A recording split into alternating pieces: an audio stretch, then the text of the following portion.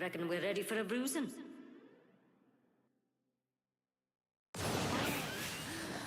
Echo and I hate being cooped up.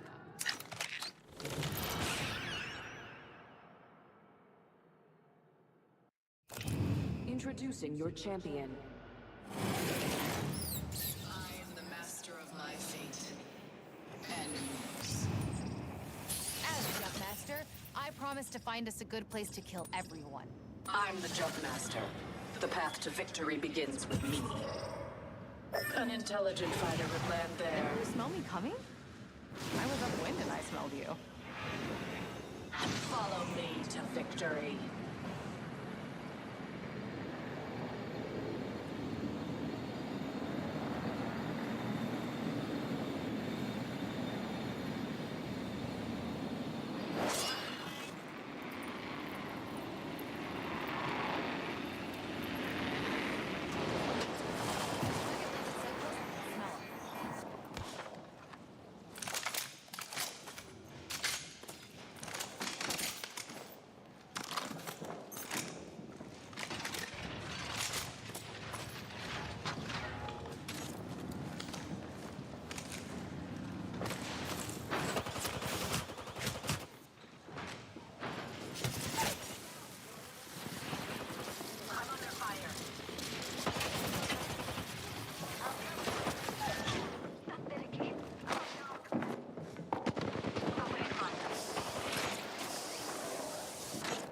Run. Run hard, run fast. Hey, don't kill yourself over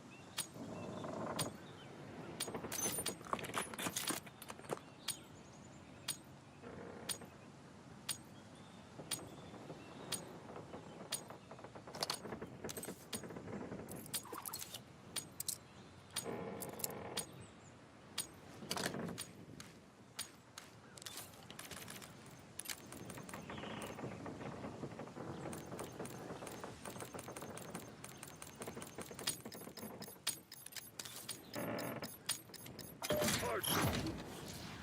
Time to get our hands dirty, Black Ops. Get to work. Let's get to the hard point.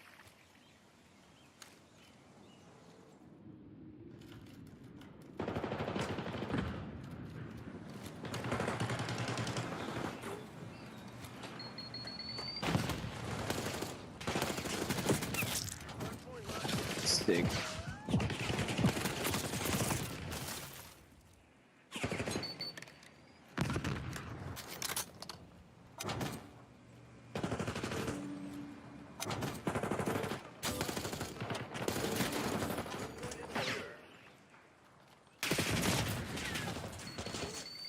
Hard point located.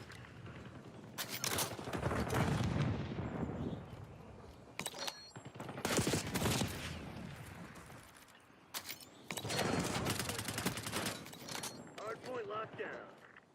Nice. We're pulling ahead.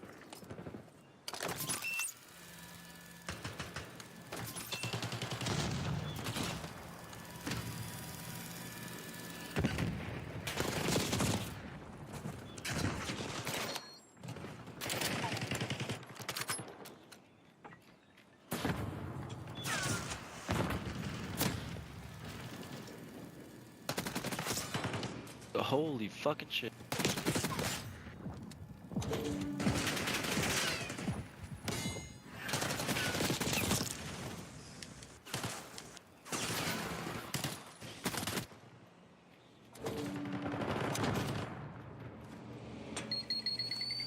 Hard point identified.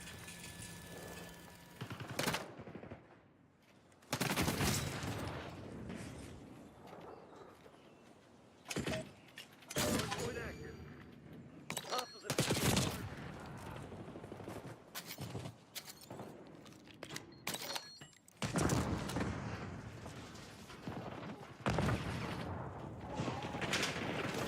hard point is secure.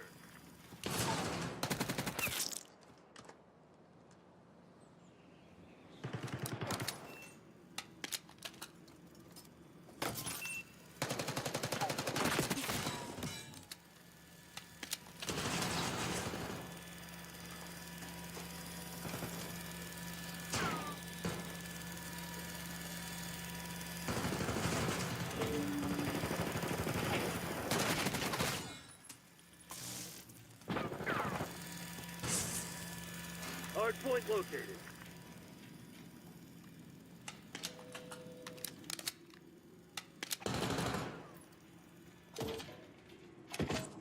Hard point is active.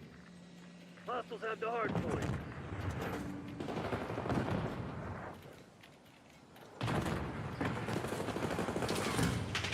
Hard point locked down. Hostiles have captured.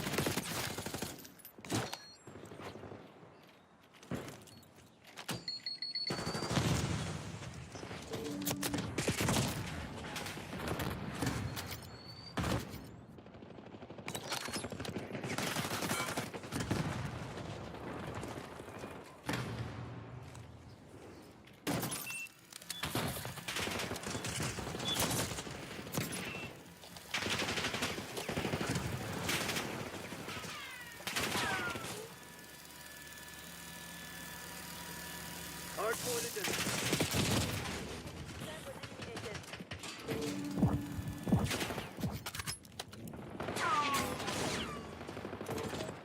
Hard point active.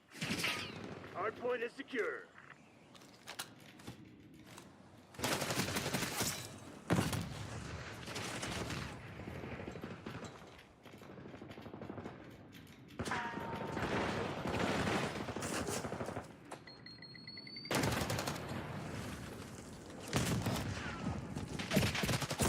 Hostiles have the hard point.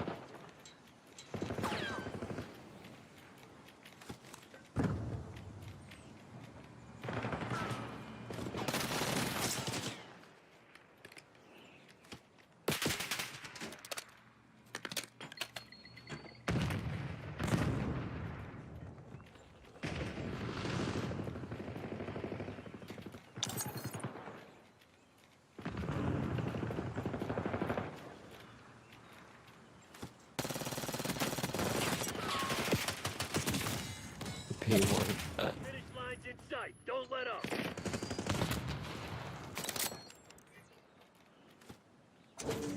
Hard point located.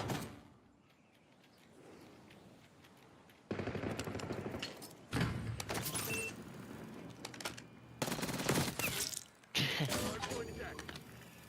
Hostiles have the hard point.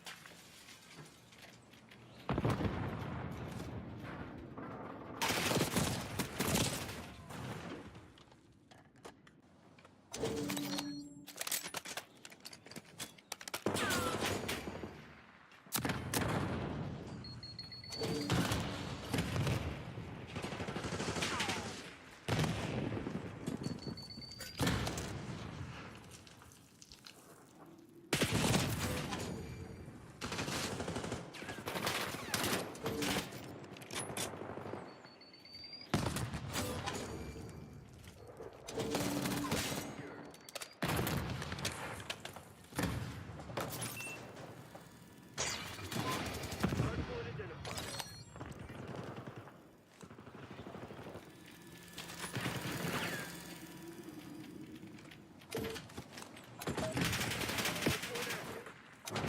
Hard point locked down.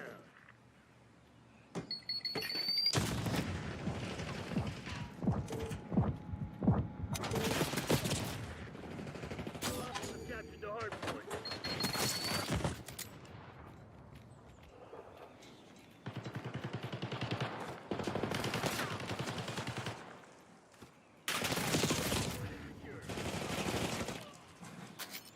Hard point.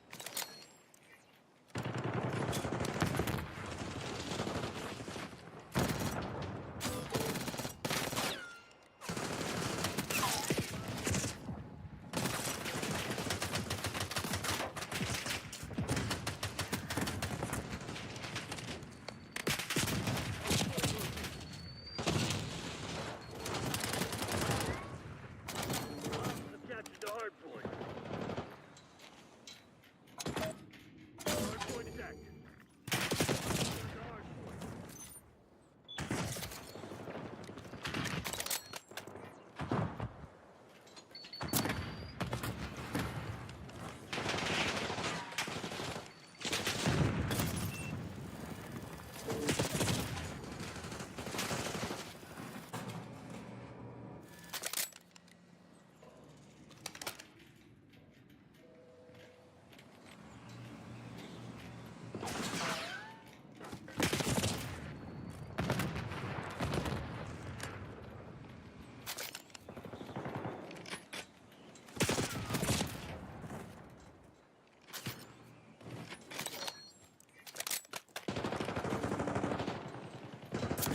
Hard point identified. Hard point is secure.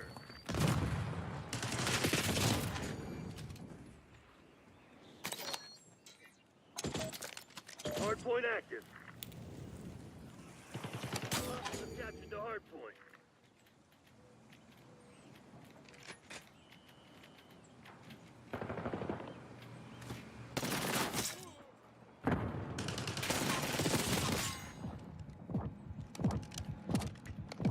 Watch out, enemy help. Hard point locked down.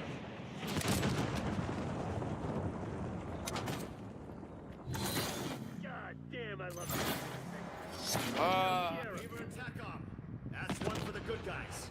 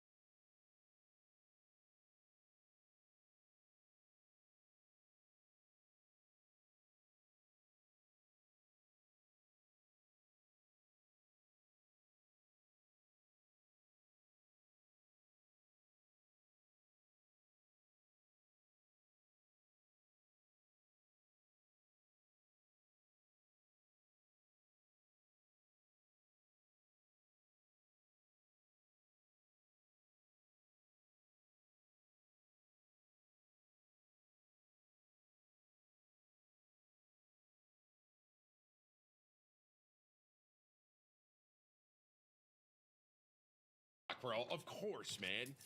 He's my demise. That was bad game sense. Yo, I'm not gonna lie to you.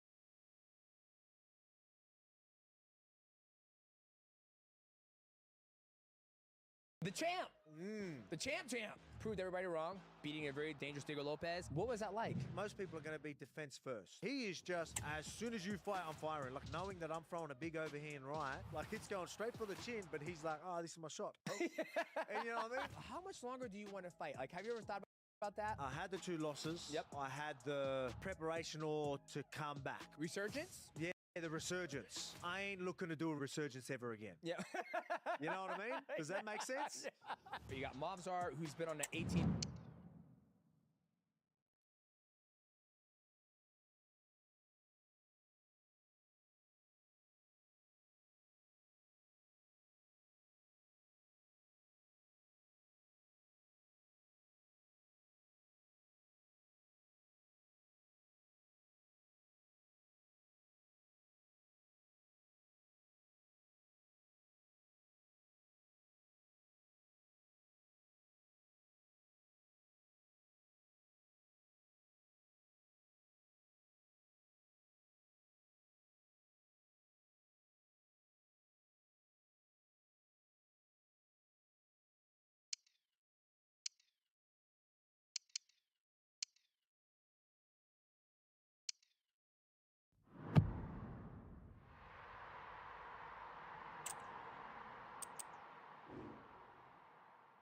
Fight win streak, and then you also have Yair Rodriguez, right? Which one excites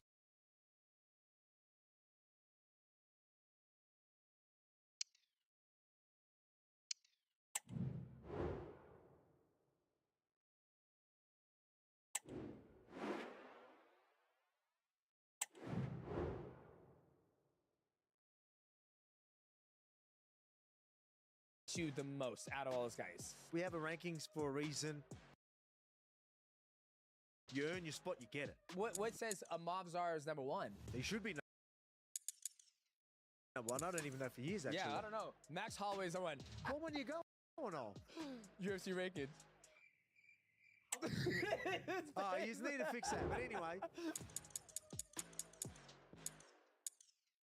Oh, it's 15-time world champion Demetrius Johnson. You're listening to the Mighty Cast. What's going on, guys? This episode of the Mighty Cast is sponsored by Prize Picks. Now, Prize Picks is a daily fantasy sports game we can play directly from your phone. It's very simple. Grab that phone, go to your app store, download Prize Picks. And when you do that, use my promo code MightyCast. Cool promotion going on right now. All you gotta do is play $5. Make your lineup, mixed martial arts, CSGO, Rainbow Six Siege, NHL, NBA. You'll be back. NFL, we'll be back soon. And no matter what happens in that lineup, you're going to be $50. So guys, make sure you get the picks in at the right place, which is Prize Picks. Now, shout out to Prize Picks for sponsoring this episode of the Mighty Cast. Now, let us enjoy this chat with the champion, the great Alex Volkanovski.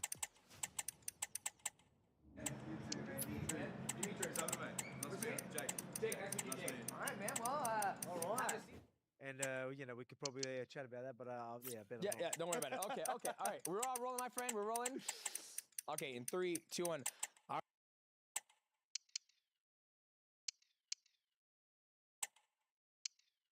right, ladies and gentlemen, we're here with the great Alex Volkanovski, the champ. The champ. So when we chatted, it was before the fight, wasn't it? For the fight. Yeah, it was for the fight. Great chat. First off, great fight. You know, I'm always, we talked about when we make predictions, you try not to be very biased, right? You sit down, you make an educated guess of what you think is going to happen on past fights. Obviously, Diego Lopez was, you know, he looked good against Brian Ortega, fast hands, great jiu-jitsu, even though he doesn't use it. You obviously coming off the fights with Ilia Topuria, and then the other gentleman. Who did you fight before Ilia Topuria? Islam. Islam.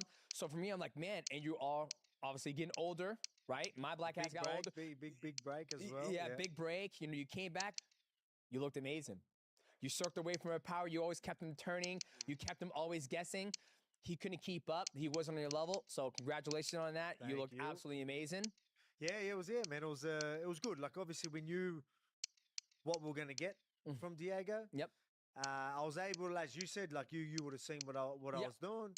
I didn't really have to make any more adjustments. It was, you know, he was following and not really cutting off. Like, especially someone I don't want to get too technical. 'Cause then you're like for the next fights and stuff like that. I think I think you get very technical because obviously whoever you're going to fight next, whether it's going to be Eric Pico, if it's going to be Mobzar, or if it's going to be Yair Rodriguez, I think all three of those guys' style are different from Diego Lopez, right? Like Diego Lopez, he stands there, he waits, and then he's trying to catch you in that shootout. Where Yair, big kicks, very wild. Aaron Pico, he's more of a sniper trying to be, right? You go back to his Bellator days. And then Mobzar, he's going to try to fucking maul you, right? So obviously totally different, but continue. I didn't mean to cut you off. No, exactly right. And not just that, like if they do, I'm just going to change it up anyway, right? Yeah, exactly. So that's the thing. That's what people like, oh, he does this. Like the good thing is and you would understand, if you have answers for something I'm doing, then like I've always got options. I've got options from what you give me. Yep. And that's so that's why I don't mind sometimes giving a bit of information, but then I try and I guess more for the coaches to be like, oh, stop saying stuff all the time, you know. But for me, I'm like, oh, well, if they want to do it, whatever. But with him, you know, I was able to just keep turning him, and he would follow. Yep. For someone with his style, being so you know, aggressive, power shot, not scared of getting hit. Yep. If he was that little bit better at like cutting off. Yep. Throwing body kicks. I think throwing it because that's a part of like cutting off, using things to cut off, right? Yes. Cutting off isn't just. Yes. There's so many things that you can do to. I don't want to talk too much. Somebody goes, smart guy goes, "We're gonna cut this motherfucker off. We're gonna turn." Okay, I'm gonna. Exactly. There's so much you can do to start, you know, making a half from it and cornering them where you want to and stuff like that. And for someone who's going to be so willing to eat shots, just so like, because he would literally, you know, most people are going to be defense first. Yes. And when I say defense first, even if they want to counter a shot, they're usually wanting a slip counter or you know what I mean, or putting their head in the right position to fire. He is just as soon as you fire, I'm firing. Like it's like not one bit of defense on his mind at all, which is dangerous. Yeah. But obviously you can land a lot on him. Yep. But I mean, if he was to add a couple more to it, I think he's going to be a force to be reckoned with moving on. I think he will learn a lot from that. Yeah, oh yeah. And if he does, and with that chin, and obviously power and stuff, he could be one tough guy. Because a lot of people like aren't going to just. They're going to exchange. They're not going to do that. Well, yeah. Well, I don't know how they could. Like, I mean, yourself, like, you know, when it comes to technique and all that, like, you know, and it's always going to come down to hit and not be hit type sort of style, right? I want to be in positions where you can't get me and I can get you. You know, like, and I guess he's just fine with not doing that, which is crazy, which we sort of expected. But like even just trying to catch an uppercut, knowing that I'm throwing a big overhand right, and he would just.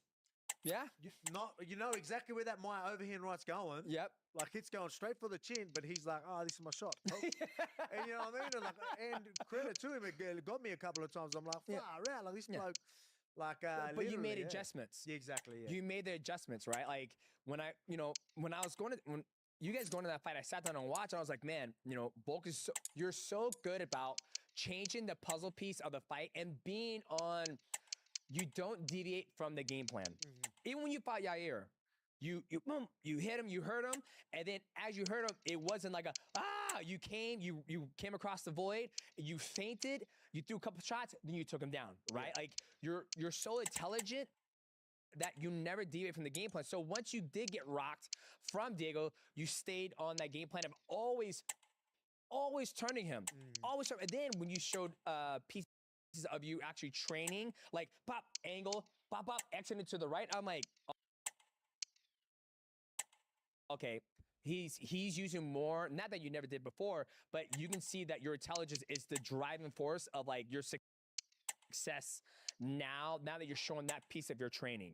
And like when I watched the fight and then seeing that training partner, I was like, yeah, dude, like I was very impressed that you were able to get it done at the age Because you're 38, 37. you're 37. No, well, 37. Sorry, soon. Yeah. 37 soon. September, yeah. Like when I got to that age, I'm like, it's a lot of work. You know, I don't want to move as fucking much. I want to be, because in the beginning of my career, I moved so much. Now I'm like, can I not move? Can I just be here? Yeah, and that's why I got knocked the fuck out, right? And for you to be able to do that, I was just impressed by that. So I wanted to give you your flowers and just, you know, and I picked against you. Yeah. And a lot of people in this space, go ahead. I want to give you credit, like, for that as well. Like, because you mentioned, I wanted to bring it up at the start when you talk, like, because you're right. Like, I'm always so worried. Like, I'm always going to have the bias, and I'm always doing that. And like, oh, I like the guy. I can't, bet against him. And even though I know, man, this is a tough fight. And I'm bad for that. Like, so I literally always been like, I'm not biased, or maybe he's now I'm biased. I'll sit there and I'll say that, let them know, like, because I'm doing my picks. Yeah. Just be aware that I'm biased and I've got their back. You know what I mean? So I sort of give a heads up that, like, if you know I know him, like, there could be a bias there. So I trying to be with you. You're like I believe this, and I respect that a lot. And I don't. One thing with me, like, I don't take offense to that at all. And I even said going into that fight, and you would have heard me. I'm like, everyone has every right to doubt me. I mean, even I'm going to prove it, not to everyone, but I'm going to prove it to myself. As well. As like, so it's been a while since I've been there. The last 2 times I went in there, I got knocked out. Do I feel like the exact same fighter I did 2 years ago? No, I don't. Do I still think I can do it? Yes, I do. But I need to show, not only myself, I'll show the world that everyone has every right to doubt me, which was good. I'm usually trying to find, because I love being the underdog. Like, I've got that underdog sort of mentality. I've always had that. I've always been the underdog. It's just how I've always looked at it. So I'm always looking for it. I didn't have to go looking this time. Because you're already there. It was plain and simple. So I didn't have to look for someone saying or using that as motivation. It's like, like I'm a young, hungry prospect who's got KO power. I'm coming off 2 KO losses. Massive break. All right. Everyone has every right. I should be the underdog. I end up being the favorite for that one. Really? But, Because that's just a test of how good you are. Yeah, exactly. Right? It's not like you got beat by people who weren't good. You got beat by the best power fighter in the world, Islam, and then Ilia Topuria. You got beat by him, and you were coming off back to back. Who knows how that fight would have went if you would have taken a long break after Islam, right? If you were like, you know what, I'm gonna chill, fine, because we talked about the podcast last time. Like, I have a newfound respect or outlook on, like, there's something after fighting, right? My daughters, my wife, all that stuff. I got the farm. I can stay busy. I got Kokum and the Volk. I got the farm. Who knows what would have happened if you had that long break? You come to that fight fresh. Not have to prove something. You're like, okay, here we go. All right, I'm gonna move. Like, things could have been totally different. You know what I mean? Yeah, fight your fight. Be able to man, that's a. And then, like, that's not taking anything away from Ilya. No, Ilya is good. Ilya's power and what he did was great. He even made the right adjustment that I didn't expect. Like, even the adjustment he sort of end up making. Like, he doesn't usually even move like that. Like, a lot of people are like, oh yeah, he'll talk about, we always knew that I'll get him on the 5-6 punches. I was like, you'll do long combinations. But very, gone. Very rarely with the lateral movement, combo while lateral. If that makes sense. No, it does. So that's something that he wasn't, like, a lot of times, if you're in front of him, he could do a 20 combo and they're all powerful. Always well-based. But that's why he usually likes to get base and fire. So I didn't, it wasn't really... He made the right adjustment. I was the way I was fighting. I kept doing the same thing. And then he did adjustment. So credit to him. But in saying that, I'm always going to look at, I didn't fight my fight and I didn't fight how I would like. Second guessing myself in there. It's a long story, but it was. Of course. And you're right. I probably should have done what I did after that fight. I had the break, and after that fight. And it was great. But whether I did that earlier, maybe it would have been different. We don't know. Well, maybe it's a good thing it did happen the way it did, because you were defining yourself. You come back, proved everybody wrong. Even myself, became the champion, beating a very dangerous Diego Lopez. Now, I saw the video. You come home, you give the babies a belt. How was it getting that victory, proving everybody wrong, proving yourself like you still got it? What was that like? Man, it was it's good because you bring up the belt, and I did take it to show the girls because when I was chatting to them about it and saying I'm going to bring the belt back, and that was more I guess it was just easier for them to understand the situation, if that makes sense. But the fact that I was able to do what I did, that means so much more than just having the belt, obviously. Of And you course. would know, right? It's just, but yeah, it meant a lot because I got to show them that, I was away. I was getting knocked out. You know what I mean? And they don't know enough to know the depth to it. But they will understand, and I'm proud that they're going to be able to, when they get more of an understanding in the situation, when the story's being told properly to them later, then they're going to be like, man, that's inspirational sort of stuff for themselves. Yeah. Whenever they're down and out, or, feeling a bit down, or feeling like, things aren't going their way, or they won't be able to do something, is like, you can, you know what I mean? Like, all that stuff means so much more. So that's something that felt a lot for me. The whole fighting side of things, I said straight after, and I'm going to be honest, I said straight after the fight, it's good to be back.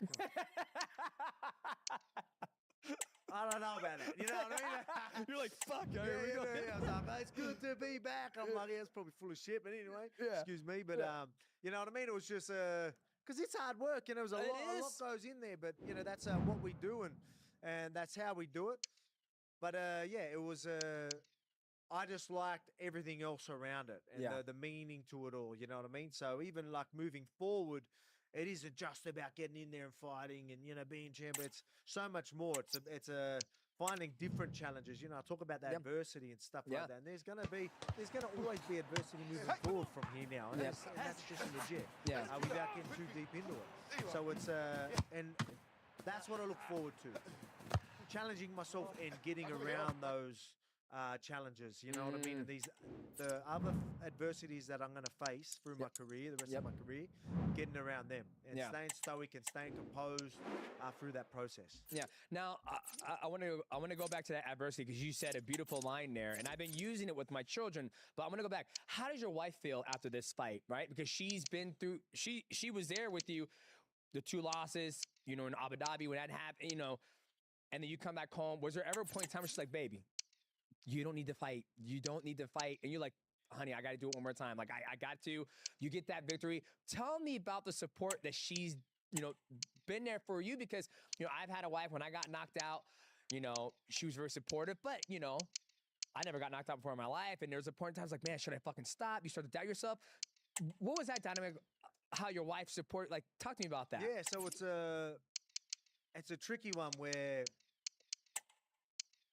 like before a fight, she knows I'm going back. So she will, whether she's wanted me to stop, she won't really say it, like because like, oh, that's probably not good conversations you want to have going into like a camp or something like that, or before, so maybe that's where she might not say. But I mean, straight after the fight, like my whole family's just like, why didn't you just put the gloves down in the middle of that octagon straight away? They all want me to retire, right? So they're all like, they all wanted me to, but I guess like, so now that, I'm making a decision to keep going, they're like probably not going to bring that back up, like purely because like maybe they're worried about affecting my frame of mind, which I'm all right. You can say what you want, I'm going to deal with that, okay? But I think maybe they're just being like trying to be selective, but they made it clear that they all wanted me to stop straight after this fight, Oh, the Diego Lopez fight? Yeah, exactly. So it's but, I still think, I still think I got.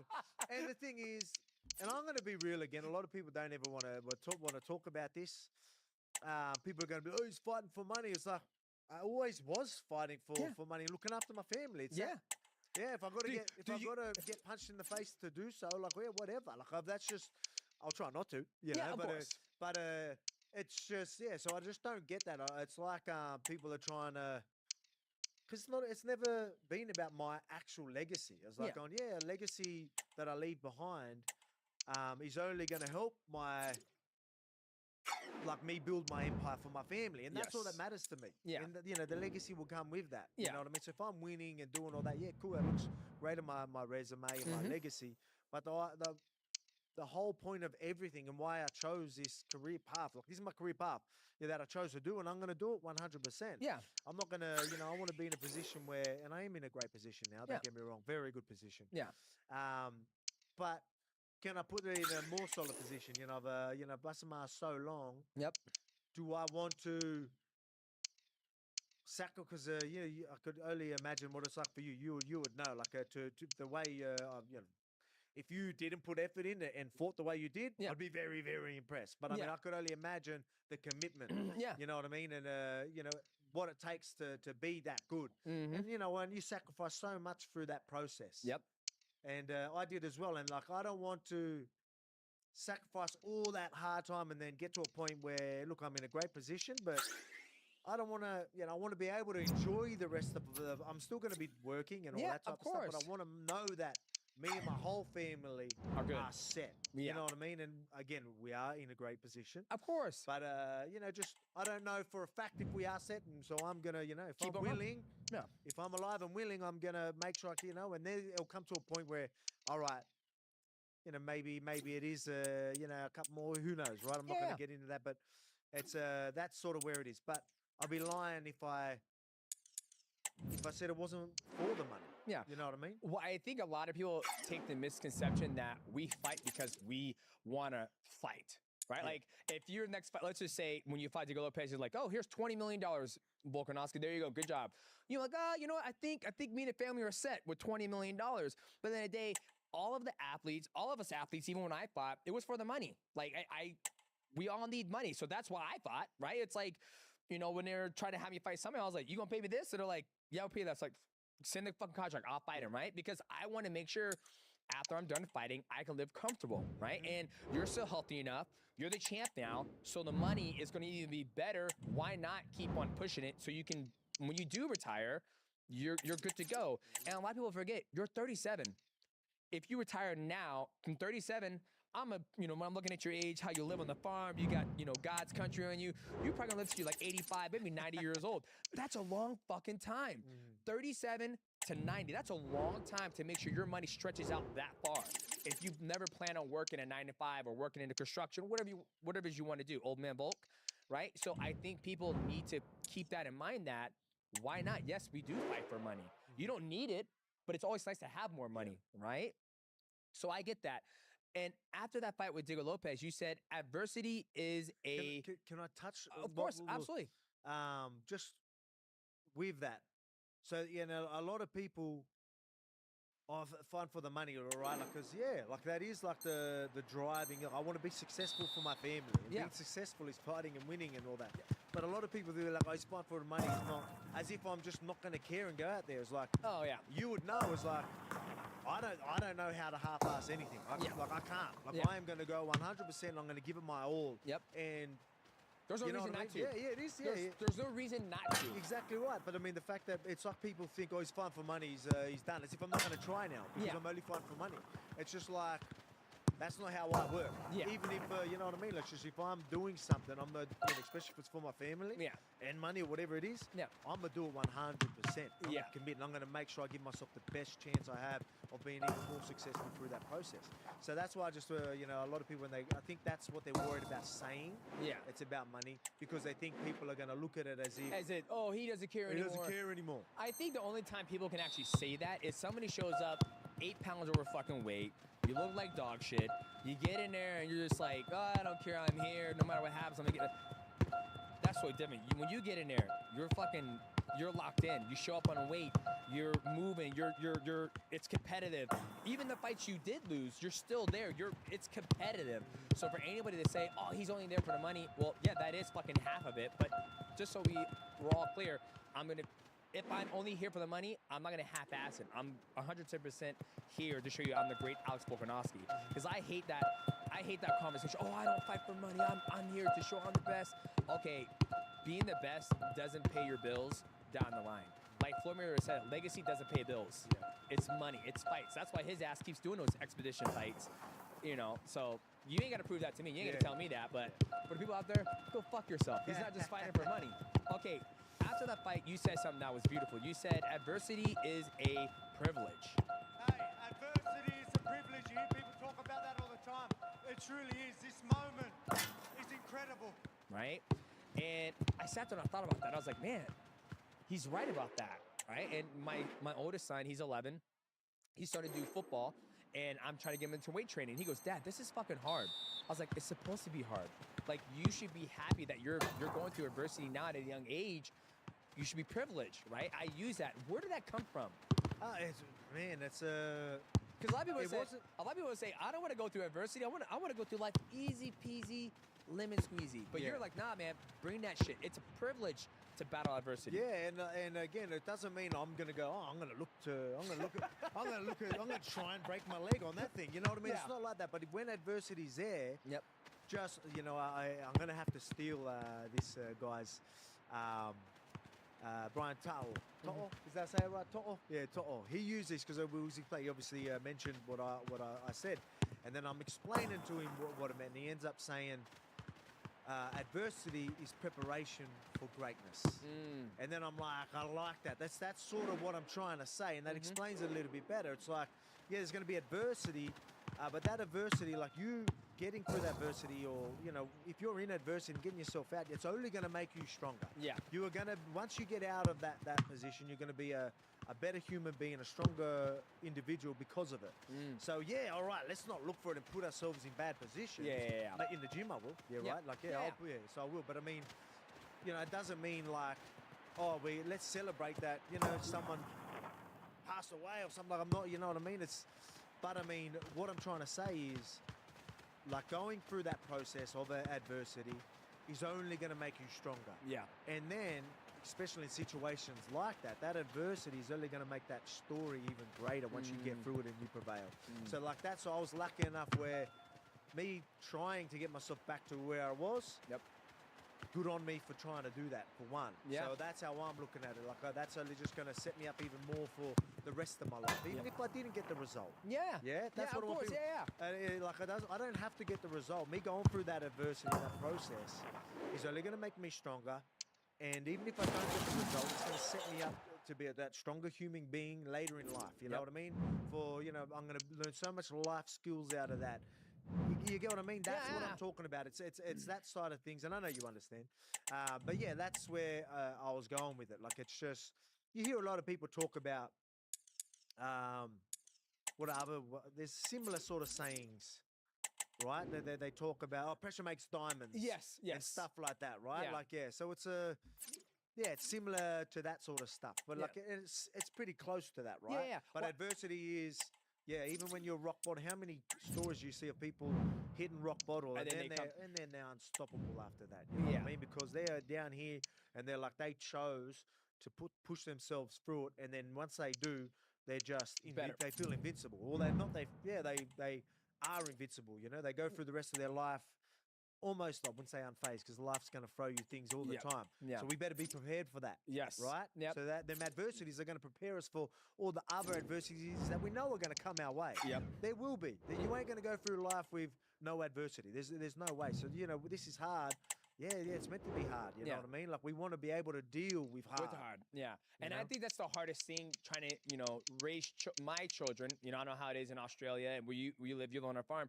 Like, when you said that, it was like, it hit me hard because sometimes people don't know that they're battling adversity. They're like, oh, this fucking sucks. Like, this is an endless grind and it's horrible. But it's like, no, you're battling adversity. You're getting through something that's hard, and it's supposed to be hard.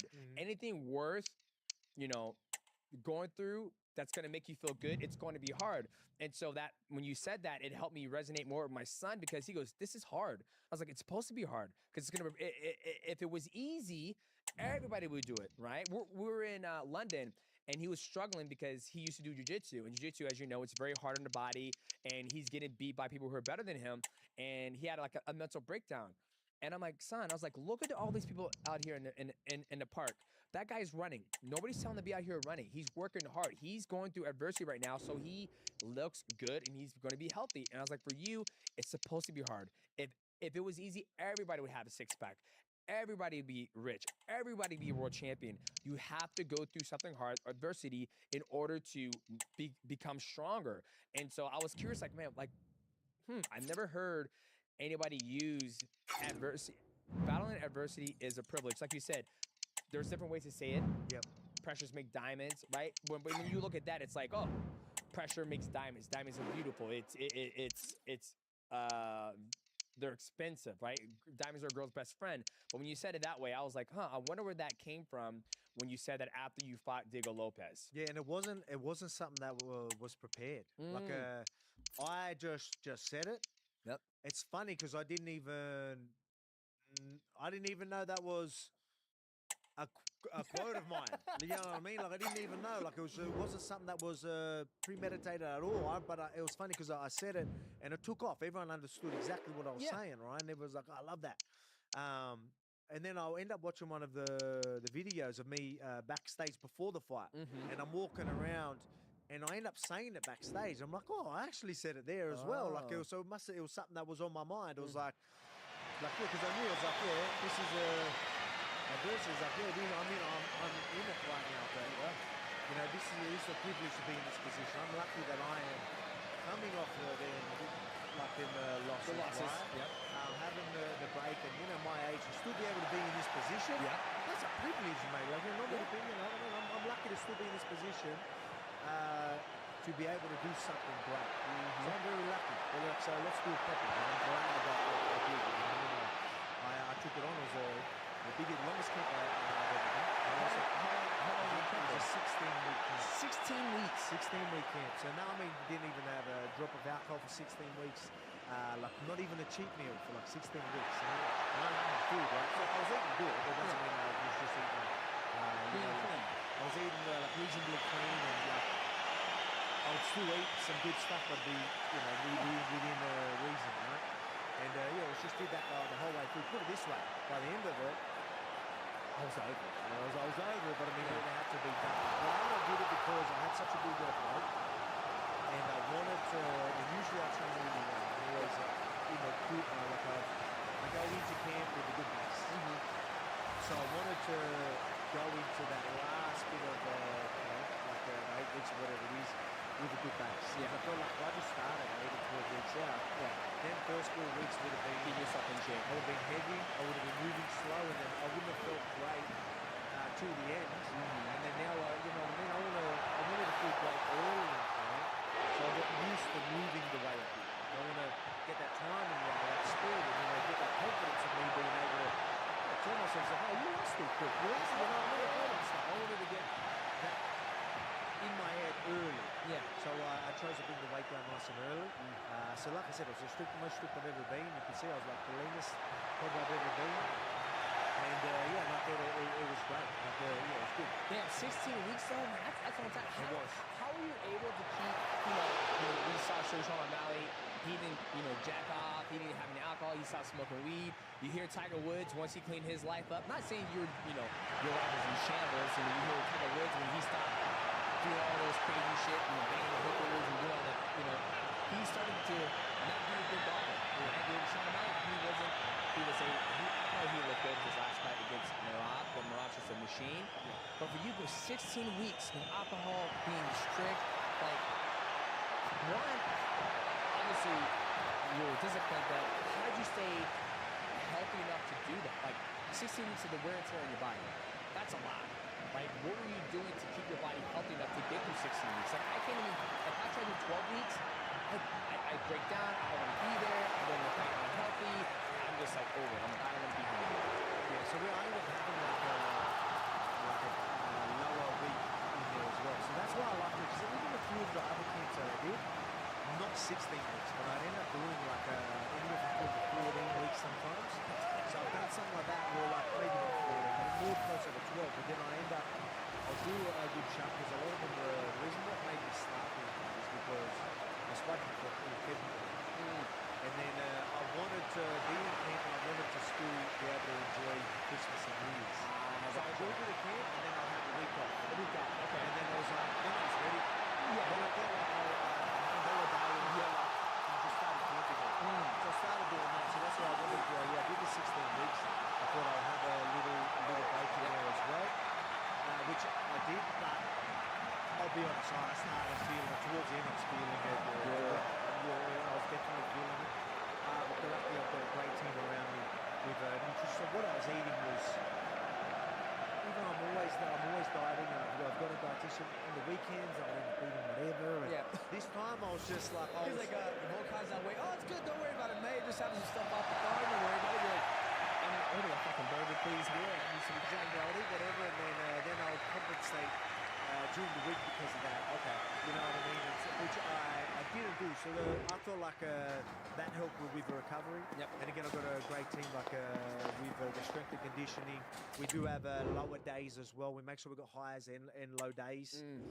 So I do less. Well, now, well, back through the whole career. Yep. I do less hours in camp than I do out of camp. Oh wow. So out of camp, I'm doing. I usually do the 3 to 4. Anywhere from 2 to 4 sessions a day. Damn. Yeah, exactly. So But when you say 3 to 4 sessions a day, like what does that consist of? Are you talking about just technique, a lot of technique sort of a stuff. lot of technique? Okay, Yeah. so you're not really putting a pounding on your body. Nah, there's some sessions that are still reasonably. That's why I'm fit all year round. Gotcha. But a lot of it, the days where I've got 4 sessions, it's strength in the morning, straight to our MMA session, like a pros class. Then you've got the 2 sessions in the afternoon. Okay. They're usually MMA for the fighters, and then like a striking sort of class. Yep. And they're more technical. So Okay. a lot of them sessions are technical. But in camp, I end up just doing the 2 in the morning. Yep. But one of those is a highlight, and in the afternoon, it's just like technique. Okay. You know what I mean? So yeah, just the intensity goes way higher in camp. Yeah. Less hours. Gotcha. And then so it's just maintaining that load, I guess. So you're doing that load, but